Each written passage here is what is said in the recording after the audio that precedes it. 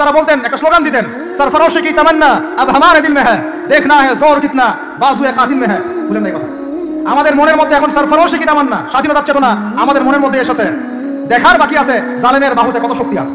আমাদের বাপদাদারা বাঙালি ছিলেন, খাঁটি বাঙালি, তাহলে আমরা কেন এখন শহীদ বাঙালি হলাম, কেন জাল বাঙালি হলাম?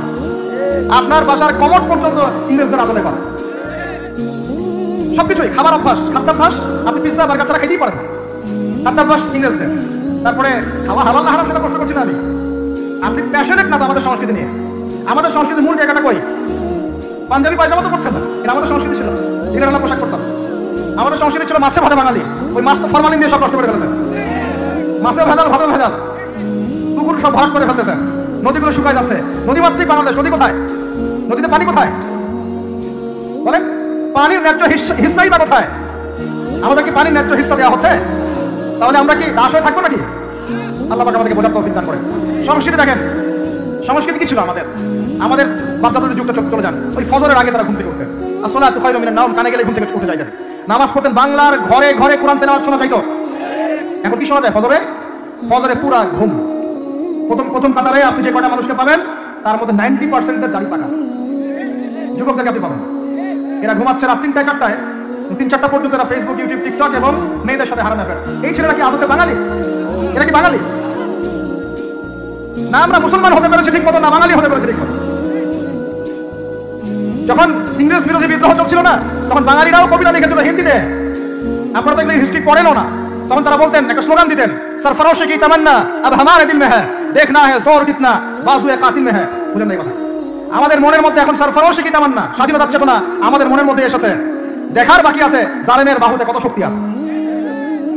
আপনারা এখন কাজী নজরুল ইসলামের কবিতা পড়েন না? এক ভাই কবিতা আবৃত্তি করেছিলেন এখানে, খুব সুন্দর হয়েছে, মাশাআল্লাহ মাশাআল্লাহ। এগুলো চর্চা কোথায়? সংস্কৃতি নিয়ে আমরা এত বড়াই করি, বলেন বাঙালির সংস্কৃতির চর্চা কোথায়?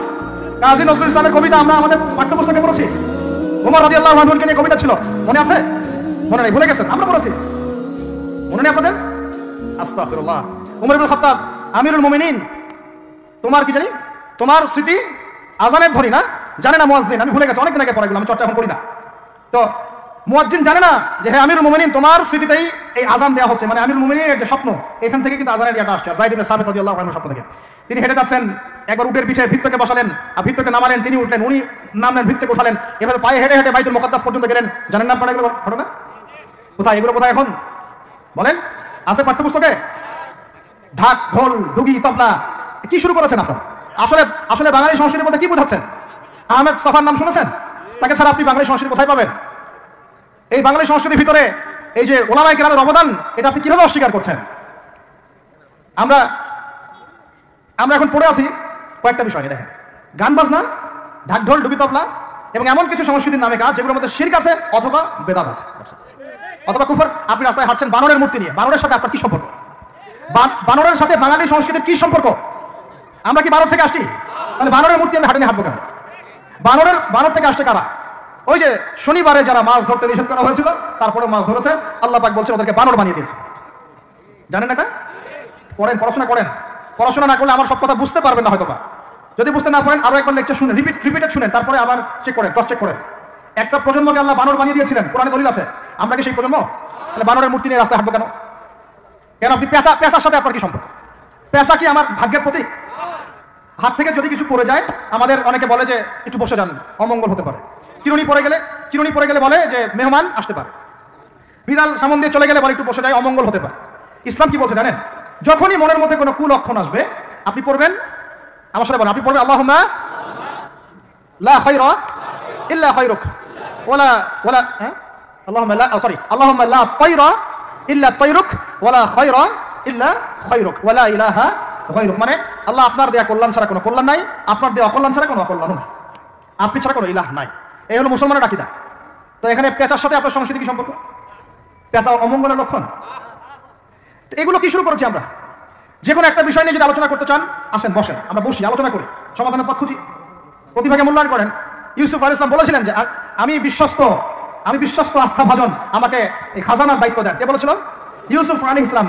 কখনো কখনো দায়িত্ব চেয়ে নেওয়া জায়েজ, যখন দেখবেন দায়িত্ব নেওয়ার যোগ্য কোনো মানুষ নাই। কিন্তু যে পদ্ধতিতে এখন মানুষ দায়িত্ব চাচ্ছে, ওই পদ্ধতি তো ইসলাম সমর্থন করছে না। এখানে আপনি একজন ট্রান্সজেন্ডারকে দেখছেন মানুষের ঘরে ঘরে গিয়ে ভোট চাচ্ছে, একজন হিজড়াকে দেখছেন মানুষের ঘরে ঘরে গিয়ে ভোট চাচ্ছে, নারী থেকে পুরুষ হচ্ছে, পুরুষ থেকে নারী হচ্ছে। আবার ভাই ওইদিকেই নিজেরও লজ্জা লাগতেছে, কারণ আমি আবার উত্তরবঙ্গের মানুষ। তো এখন কথা হচ্ছে যে এইটা তো সিস্টেম না, প্রতিভাকে মূল্যায়ন করতে হবে। আপনাদেরকে আল্লাহ তৌফিক দান করেন, বলেন আমিন। এখন কথা হচ্ছে সংস্কৃতি যদি আপনি ভিতরে চোখ দিয়ে দেখেন, দেখবেন টপ টু বটম আপনি ইহুদি খ্রিস্টানদের সংস্কৃতি ফলো করছেন। আপনার খাওয়া, আপনার রুচি, আপনার অভ্যাস, আপনার পছন্দ, আপনার বিয়ের অনুষ্ঠান, আপনার জন্মদিন, আপনার মায়ের ওই কি বার্ষিকী, বাবার ওই বার্ষিকী, যা যা করতেছেন সবকিছু কার অনুসরণ করতেছেন আপনারা? ইহুদি খ্রিস্টানদের। একটা ভবন উদ্বোধন করবেন, খুচুত করে একটা ফিতা কাটলেন, কাইটটা মাশাআল্লাহ পায়রা আপনি উড়াই দিলেন। তো এই পাখি কি আমার কল্যাণ নিয়ে আসবে? হ্যাঁ, এই পায়রা আমার কল্যাণ নিয়ে আসতে পারে? ওইখানে দাঁড়ায় 2 রাকাত নামাজ তো পড়তে পারতেন, পরে আল্লাহর কাছে দোয়া করতে পারতেন, আল্লাহ আমি এই কাজটা শুরু করলাম, আল্লাহ তুমি বরকত দান করো। আমার সংস্কৃতি। একটা দোকান করেছেন, বাড়ি করেছেন, শুরুতেই আপনি ডিজে পার্টি দিলেন, ডিজে পার্টি। সুবহানাল্লাহ, সূরা বাকারার তেলাওয়াত তো দিলেন না। তাহলে পুরো বিশ্বের প্রত্যেকটা ডিপার্টমেন্ট, মূল জায়গাগুলো আমরা এখন নিয়ন্ত্রিত হচ্ছি, এবং ভিতরের চোখ দিয়ে যদি দেখি আমরা আমাদের শেকড় থেকে দূরে সরে গেছি ভাই। আল্লাহ পাক আমাদের সবাইকে বোঝার তৌফিক দান করেন।